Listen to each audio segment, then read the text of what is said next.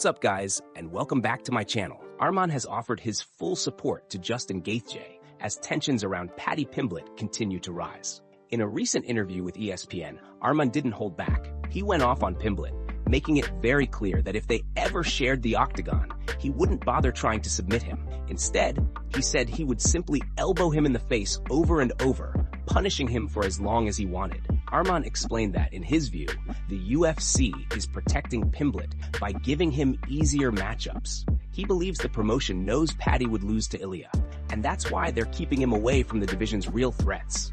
It's a business to build Paddy and make him easy fights, Arman said, but I hope Justin is going to beat him, and we're going to forget about Paddy.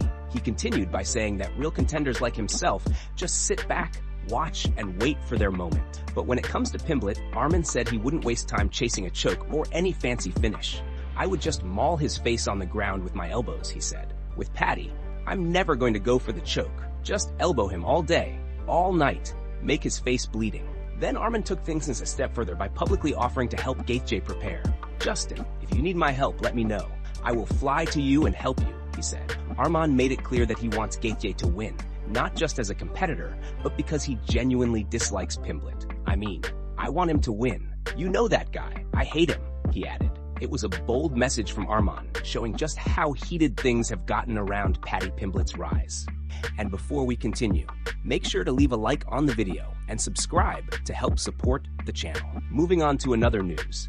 Michael Chandler was actually in action yesterday, stepping into a different kind of competition. If you've been following the channel, you already know that Chandler was scheduled to face Chad Mendes at 175 pounds in Real American Freestyle. The matchup had plenty of attention on it, and Chandler delivered with a solid performance. He ended up winning the bout 4-2, showcasing his strength, athleticism, and sharp instincts in a format outside the usual octagon setting. It was a strong showing from the man fans call Muscle Mike, and a reminder that he stays ready regardless of the stage or the rule set. With this win under his belt, excitement is building once again to see him return to the UFC, especially with all the buzz surrounding his potential fight with Conor at the upcoming White House event. Chandler wasn't the only UFC name featured on the card, but his victory definitely stood out as one of the big highlights of the night. Moving on to another news. Buckley did not share the same success as Chandler during his match with Downey. Things went south quickly for Buckley, who ended up suffering a 12-0 tech call. For anyone unfamiliar with the rule, it means Buckley was down by 12 points, and the officials stopped the match due to the clear dominance from Downey. As the bout came to an end, Downey delivered a powerful slam that sent Buckley crashing to the mat, sealing the one-sided result. The moment drew plenty of reactions online, including from Henry Cejudo, who posted about the wild night of Real American Freestyle Wrestling. He wrote, "Real American Freestyle Wrestling was crazy tonight. Downey dominated Buckley. Michael Chandler beat Chad Mendes, and Spencer Lee got pinned by Andrei Yatsenko. Bo Bassett and Ahmed Tazudinov won via pin too. It was a stacked card filled with high-level talent, but Downey's domination of Buckley was undeniably one of the standout moments, showing just how intense and unpredictable these crossover competitions can be." Moving on to another news. Paddy Pimblett has received a serious warning ahead of his upcoming fight with Justin Gaethje. The early betting lines for UFC 324 surprisingly have Pimblett as the favorite to walk away with an interim lightweight title when the dust settles in Las Vegas. But not everyone is convinced, and one of the sport's most respected coaches believes Paddy is stepping into a dangerous storm. Recently, it was officially announced that Pimblett will face Gaethje for the interim lightweight strap on January 24th at the T-Mobile Arena. The matchup itself has drawn mixed reactions across the MMA world. Some fans believe Paddy's momentum and confidence give him the edge, while others see the booking as a massive risk. Still, the general buzz seems to lean toward Paddy finding a way to get it done. However, retired fighter-turned-coach and analyst Dean Thomas sees things very differently. Speaking with MMA Junkie, Thomas broke down why he believes Gaethje is still one of the most dangerous fighters alive, and why Paddy may be walking into something he isn't fully prepared for. "I'm leaning toward Gaethje for sure," Thomas said. "Absolutely. Gaethje is still a banger. Paddy's crafty. He's really crafty, and he's shown he can withstand certain things and hang around with certain guys. But when Gaethje gets rolling downhill, with the amount of violence he can put on people, you can be as crafty as you want. Eventually, he's going to catch up to you, and you have to stand and fight him." Thomas referenced Max Holloway's performance against Gaethje, pointing out how Holloway survived by sitting down on his punches and meeting fire with fire. He added, "I'm not sure Paddy Pimblett has the ability to do that, and I'm pretty sure he can't take Gaethje down. I'm leaning toward Gaethje heavily. It's going to force Paddy into making mistakes, and I don't know if he can take the punishment that Gaethje dishes out." While the 37-year-old Gaethje may not be in his physical prime and has dropped 2 of his last 5, he remains one of the deadliest and most feared strikers in the lightweight division. In the past 2 years alone, he's beaten Rafael Fiziev and stopped Dustin Poirier viciously. That power hasn't gone anywhere. Still, Thomas did acknowledge that compared to fighting Ilia or Arman, Gaethje is actually Paddy's best shot at capturing a title. If he's going to fight anybody for the belt, it has to be the older guy in Justin Gaethje. Arman is a young stallion trending upward, same with Ilia. Gaethje is in the twilight, trying to solidify his legacy. He's Paddy's best chance. Now, all eyes turn to UFC 324 to see whether Gaethje crushes Paddy's championship dreams or if Pimblett shocks the world. Moving on to another news. Amanda Nunes' longtime coach Dean Thomas has shared his thoughts after it was confirmed that Nunes versus Kayla Harrison will not headline UFC 324. When the matchup was announced, fans were thrilled to finally see Nunes return after retiring in 2023, but many were surprised when the bantamweight title fight was placed as the co-main event instead of the headliner. Traditionally, undisputed championship bouts sit above interim title fights.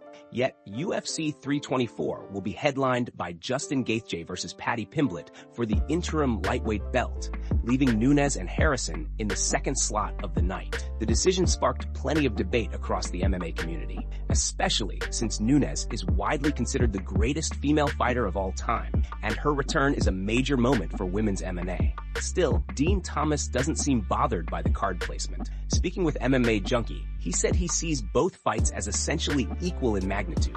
To him, it's more like 1A and 1B, and he wouldn't have been surprised either way. He admitted that the only aspect that genuinely surprised him was seeing an interim title above an undisputed title. But even then, he understands the reasoning. With Nunes gone for over a year, he acknowledged that the UFC may be leaning into the momentum behind the lightweight division. Thomas emphasized that whether it's the main event or co-main, the fight remains massive. He said it's still 2 big title fights on one card, and he isn't concerned at all about Nunes competing second to last. In his view, it's still an incredible moment, and the placement doesn't diminish the magnitude of Nunes' return or the high stakes of the matchup. Some people have speculated that Thomas, being an on-air analyst for the UFC, would naturally avoid criticizing the promotion. And while that may be fair to consider, Thomas's measured response also reflects a practical truth about the fan base. Many casual viewers couldn't even tell you the exact weight limit for bantamweight, let alone get worked up about how the main card is structured. When discussing the stylistic matchup, Thomas also gave insight into how he sees the fight playing out. There's been heavy debate about whether Harrison needs to take the fight to the ground to secure a victory, but Thomas doesn't even believe Harrison has a clear advantage there. He explained that if she has any path to success, it's likely on the ground. But the striking gap between them is far wider than any gap that might exist on the mat. In his view, the danger Nunes presents on the feet is far greater, and the differences on the ground aren't as significant as some believe. Moving on to another news, Michael Chandler has pitched a bold and unexpected idea for his long-awaited fight with Conor, and it involves one of the most iconic locations in the world, the White House. As soon as the UFC announced plans to hold a historic event on the White House lawn next year, Conor immediately began campaigning to be part of it. He's been vocal online, pushing hard for a spot on the card, even claiming he's already back in training, despite no official confirmation from the UFC that he'll actually compete. Given the long and complicated history between Conor and Michael Chandler, it didn't take long for Chandler to step forward and pitch the matchup once again. The two were supposed to fight in 2024, but the bout fell apart after Conor broke his toe, leaving fans frustrated and Chandler waiting. Now, with the White House event becoming a real possibility, Chandler sees the perfect stage to finally settle things. Speaking with MMA Fighting, Chandler made his intentions absolutely clear. He doesn't just want the fight. He wants to dominate Conor in a way that leaves no doubt. We would definitely have to go out there, dot our I's, cross our T's, and not just beat Conor, but dominate him, Chandler said. systematically and surgically break the man down to be able to get draped in the stars and bars and get my hand raised right there on the White House lawn. He revealed that ever since he heard about the White House event, he's been visualizing that exact moment. Standing on that lawn, hand raised, in front of the president, in one of the most surreal backdrops the UFC could ever create. At 39 years old, Chandler believes this is the kind of opportunity that comes once in a lifetime, and he's convinced it can happen. Chandler even went a step further, proposing that the UFC create a special White House belt for the event. He pointed out that 6 months ago, the idea of hosting a UFC fight at the White House sounded impossible, but now that it's becoming reality, he believes nothing is off the table. Maybe they'll come out with the White House belt, he said. Something cool for this momentous occasion that we can throw on our shelves in our offices. That would be a blast. Even if a belt isn't introduced, Chandler said that the chance to fight in front of the president at the White House itself would be a dream come true. And with Conor having been out for over 4 years, the UFC has a big decision to make about his next opponent. Whether there's a more realistic or more exciting matchup for Conor at this point is up for debate, but the idea of Chandler versus Conor at the White House has definitely grabbed attention. Moving on to another news. Alex Pereira has once again reminded everyone why he's considered one of the most dangerous strikers on the planet. A new video that went viral shows Pereira knocking out a sparring partner during what appears to have been a hard training session. As of now, Pereira isn't officially booked for his next fight, but ever since reclaiming the UFC light heavyweight title in October by stopping Magomed Ankalaev with frightening ease, conversations about his future have been non-stop. Many fans and analysts believe his next opponent could be the surging tender Carlos Ulberg, while Pereira himself has openly pushed for a potential super fight against John Jones. But all those matchup discussions took a back seat the moment this new clip surfaced. In the video, Pereira's coach can be heard giving instructions as Pereira stalks forward, calm and composed. Then, with that signature precision, he fires a clean right hand followed by his feared left hook. The shot lands flush, and the sparring partner drops hard to the canvas. The room erupts with surprise, though others quickly point out that this is exactly what happens when you agree to go hard with someone as powerful as Pereira. The coach can even be heard saying, "Look, soon as the right hand goes, yeah, again, I'm telling you, come on, why are y'all surprised?" As for the identity of the sparring partner, nothing is fully confirmed. Some reports claim his name was Neil, and that he challenged Pereira to a tough sparring session at a gym in Florida.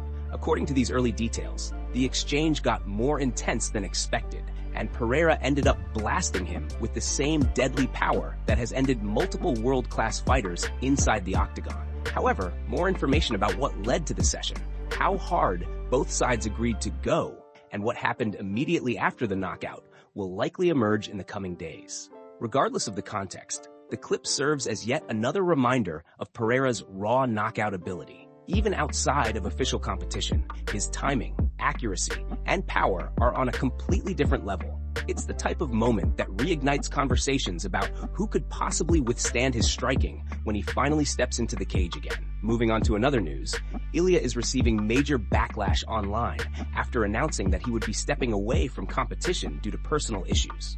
At first, fans showed support, assuming he needed time to handle a difficult situation at home, but things changed quickly after a series of clips and tweets surfaced. Recently, Ilia's brother posted a video of them celebrating, where Ilia could be seen dancing, smiling, and enjoying himself. Not long after, Ilia tweeted at Paddy, telling him to win his next fight, and even posted a video of a young kid who looked just like Paddy. The tweet read, "Paddy, win your next fight. Hands up, chin down, and Arman.